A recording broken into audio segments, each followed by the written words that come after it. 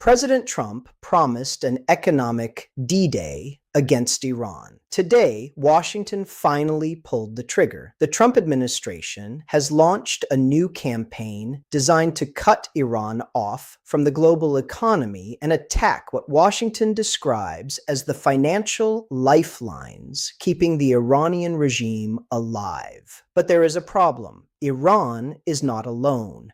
China is standing on the other side of this confrontation, and Beijing is already pushing back. The United States says countries that continue doing business with Iran could face serious consequences. China says American sanctions and pressure will only make the crisis worse. So this is no longer simply a confrontation between Washington and Tehran. It is becoming a test of American economic power against one of the world's largest economies, and the outcome could affect oil prices, global trade, the Strait of Hormuz, and the future of the war itself. I'm David Whitmore, and this is Breaking News Analysis. Today, we're breaking down what Washington just announced, why China matters so much, how Iran could respond, and what this means for the global economy. Let's start with what happened today. U.S. Treasury Secretary Scott Bessent announced a new campaign called Operation Economic Outcast. The objective is straightforward. Cut Iran off from the financial networks that allow it to generate revenue and continue operating internationally. The new measures target several critical sectors, including shipping, aviation, technology, gold, and digital assets. The Treasury also announced sanctions against dozens of individuals, companies, and vessels connected to Iran. But there is something especially important about today's announcement. Washington is not only looking at Iranian entities, it is warning foreign companies and countries that continue doing business with Tehran that they could also face consequences. That is what makes this different. The United States is trying to create a choice for every company doing business with Iran. Continue trading with Tehran, or maintain access to the American financial system. For many companies, that is an extremely difficult choice to ignore, because the American dollar remains one of the most important currencies in global trade. And access to the American financial system can be more valuable than access to the Iranian market. That is the theory behind Washington's strategy. But there is one country that complicates the entire calculation: China. China is Iran's most important oil customer, and Beijing has already rejected Washington's approach. Chinese Foreign Ministry spokesperson Lin Jian said that sanctions and pressure would not resolve the crisis, and warned that such measures could intensify tensions and disrupt global economic and financial stability. That response matters because China isn't simply another Iranian trading partner. China is an economic superpower. It is one of the largest economies in the world, and it has its own strategic relationship with Iran. For years, Chinese companies have purchased large quantities of Iranian crude, often through complicated networks designed to reduce exposure to American sanctions. That means Washington can sanction Iranian companies. It can sanction ships. It can target financial networks. But if Chinese buyers continue purchasing Iranian oil, the pressure becomes much harder to maintain. And that is where Trump's strategy faces its biggest test. Can Washington isolate Iran without creating a major confrontation with China? That question is now at the center of this crisis. The United States has enormous financial leverage, but China has enormous economic leverage of its own, and Beijing has little interest in allowing Washington to dictate China's energy policy. That doesn't necessarily mean China wants a confrontation with the United States. In fact, China has strong reasons to avoid one. Chinese companies depend on global trade. Chinese banks depend on international financial networks. And China still has major economic interests in the United States and Europe. So Beijing has to calculate the cost of openly challenging Washington. But Iran is also important to China. Iran provides energy. Iran sits at a strategically important location, and Iran gives Beijing another partner in a region where American influence remains extremely powerful. That means China has a difficult balancing act. Help Iran too much, and Washington could respond. Help Iran too little, and Beijing risks losing an important strategic relationship. So what does China do?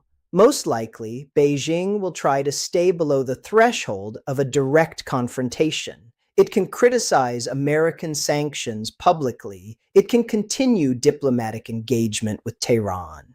And Chinese companies can potentially continue finding ways to purchase Iranian energy while reducing the risk of triggering the most aggressive American penalties. But Washington knows this, and that's why today's announcement is so important. The United States wants to make those workarounds increasingly expensive. The strategy is essentially this: make every transaction with Iran more complicated, make every shipment riskier, make every financial transfer harder, make every company think twice before doing business with Tehran, and eventually make the cost of supporting Iran greater than the economic benefit. But there is another question. Will this actually force Iran to negotiate? Iran has lived under American sanctions for decades. The Iranian government has developed networks for evading restrictions, front companies, alternative financial channels, shadow fleets, third country intermediaries, and unofficial trading networks. So Tehran has experienced surviving economic isolation. But surviving is not the same thing as thriving. Iran's economy is already under enormous pressure. Its currency has deteriorated sharply. Inflation has become a major problem. Oil exports have been severely disrupted. And the conflict has created additional pressure on the country's finances. Reuters reports that the American campaign has already reduced Chinese purchases of Iranian oil, while Iran's ability to generate export revenue has been heavily damaged. This is where Washington believes it has an opportunity. If Iran's economic situation becomes bad enough, political pressure inside the country could increase. And that brings us to an important development. There are already signs of internal debate in Tehran over how long the conflict should continue. Iranian President Masoud Pezeshkian has indicated that ending the war could be considered from a position of strength. That does not mean Iran is surrendering. It doesn't mean Tehran has accepted Washington's demands. But it does show that economic survival is becoming part of the political calculation. And that is exactly what sanctions are supposed to accomplish. Not necessarily immediate surrender, pressure. The question is whether that pressure becomes strong enough to change Iran's behavior. But there is another weapon Iran still possesses: the Strait of Hormuz. Hormuz remains one of the most important energy choke points on Earth, and the crisis has already severely reduced commercial traffic through the waterway. Recent data showed only a handful of commodity vessels crossing the strait on some days, far below normal levels. That gives Iran leverage, because if Tehran believes economic pressure is becoming unbearable, it can threaten to make the energy situation even worse. And that creates a dangerous paradox. Washington wants to weaken Iran economically. But if the pressure becomes too intense, Iran could respond by disrupting energy flows. That could push oil prices higher. And higher oil prices create problems for the United States and its allies. Gasoline becomes more expensive. Transportation becomes more expensive. Inflation becomes harder to control. And the political cost increases. That is why this isn't simply an economic battle. It is a strategic game. Washington is trying to squeeze Iran. Iran is trying to prove it can survive. China is trying to protect its interests, and global energy markets are watching every move. Now let's talk about the oil market. One might expect the announcement of tougher sanctions to immediately send oil prices higher. But the reaction has been more complicated. Oil prices actually fell following the announcement, with Brent crude settling around $92 per barrel and West Texas Intermediate around $85. Why? Because markets are looking at more than just sanctions. Traders are also considering the possibility that stronger economic pressure could eventually bring Iran back to negotiations. If investors believe the sanctions increase the probability of a diplomatic settlement, the risk premium can fall. That is one of the most interesting aspects of today's market reaction. The same announcement can be interpreted in two completely different ways. One investor sees escalation, another sees leverage. One sees the possibility of higher oil prices. Another sees the possibility of a negotiated settlement. That uncertainty is likely to continue. And then there is China. If Chinese oil purchases from Iran fall dramatically, Iranian revenue could collapse further. But if China finds a way to maintain those purchases, the impact of Washington's strategy could be significantly weaker. That's why Beijing may ultimately become the most important player in this economic confrontation, not because China controls Iran, but because China controls something Iran desperately needs, a major customer for its oil. And that gives Beijing leverage. If China continues buying, Iran gets oxygen. If China stops buying, Washington's economic pressure becomes much more powerful. So the question becomes, how far is China willing to go?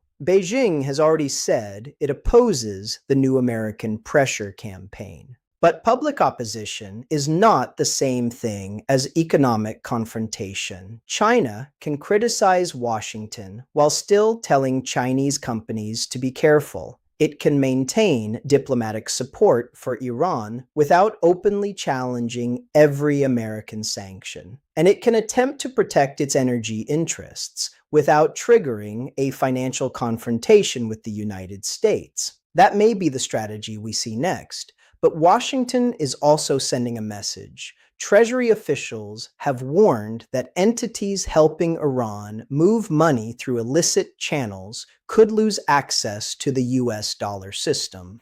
That is a serious threat, because losing access to the dollar can make international business extremely difficult. And this is where American economic power remains exceptionally strong.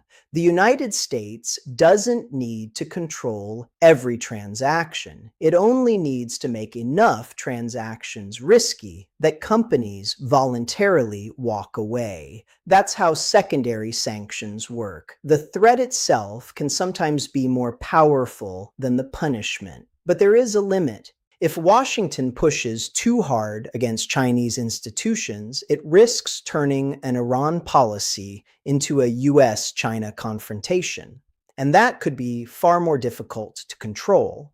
Imagine American sanctions targeting major Chinese financial institutions. Imagine Beijing retaliating against American companies. Imagine restrictions on technology, trade, or investment. Now, the Iran war becomes part of a much larger economic conflict. That is the scenario both Washington and Beijing have reasons to avoid. So today's sanctions campaign may be aggressive, but Washington also appears to be calibrating its approach. Reuters reports that major Chinese institutions were notably spared in the initial measures, partly because of concerns about global financial stability and an expected Trump-Xi meeting. That detail is extremely important. It suggests that Trump wants maximum pressure on Iran without necessarily destroying the economic relationship with China. That's a difficult balance. And it may become harder if China refuses to reduce its Iranian oil purchases. So, what happens next?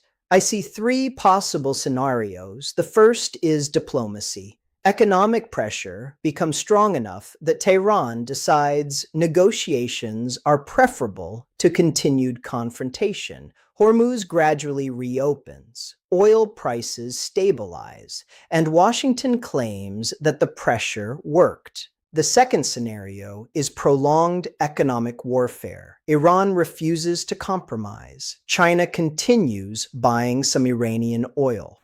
Washington continues expanding sanctions, and the global economy learns to live with a partially isolated Iran. That could last for months, maybe longer. The third scenario is escalation. Iran retaliates against the sanctions. Shipping becomes even more dangerous. Hormuz becomes more restricted. Oil prices surge, and the United States responds with additional military or economic measures. That is the scenario markets fear the most. Because once an economic conflict becomes a military escalation, controlling the outcome becomes much harder. So what should we watch now? First, watch Chinese oil purchases. If they fall sharply, Washington's strategy is gaining traction. Second, watch the Strait of Hormuz. More commercial traffic would be a positive signal. Fewer ships would suggest that the crisis is getting worse. Third, watch the Iranian currency and domestic economy. If economic pressure becomes unbearable, political pressure could increase.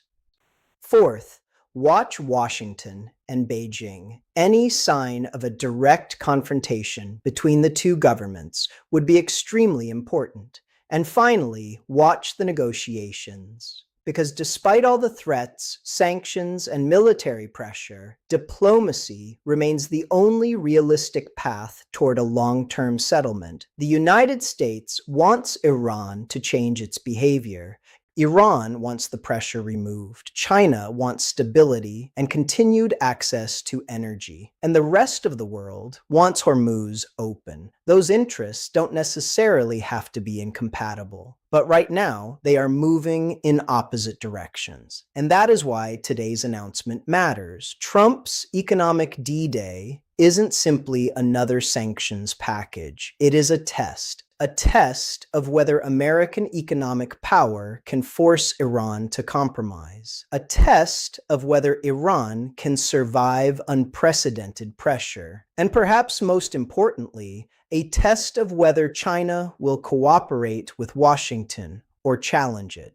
The next few weeks may tell us which side has made the better calculation, because the real question isn't whether America can hurt Iran. It clearly can. The question is whether Washington can hurt Iran enough to force a political decision without hurting the global economy in the process. I'm David Whitmore, and this has been Breaking News Analysis. If you want clear analysis of the developments shaping American foreign policy, global security, and the world economy, subscribe to Breaking News Analysis. Because the next move may come from Washington, it may come from Tehran, but increasingly it may come from Beijing. Stay informed.